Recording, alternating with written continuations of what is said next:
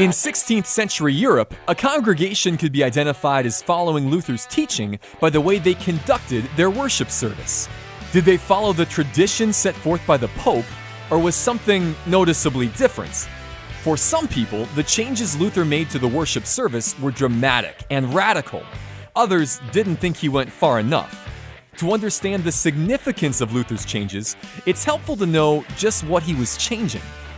The Pope teaches the Mass celebrated in the Roman Catholic Church is understood to be a sacrifice the priest offers up to God for the sake of the people participating in the meal.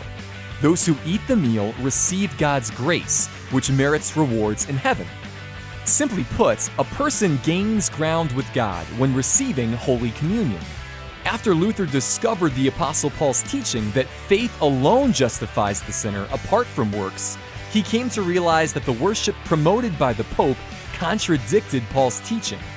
Therefore, Luther shifted the emphasis in worship from the so-called sacrifice of the Mass to the free promise of forgiveness given by Christ to all sinners. Luther's pastoral concern for the common people indelibly shaped the changes he made to the worship service.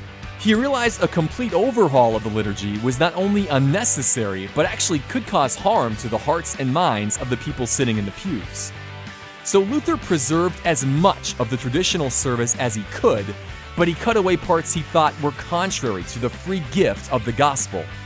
For example, Luther didn't invent preaching, but he did make the sermon a regular and central part of every service.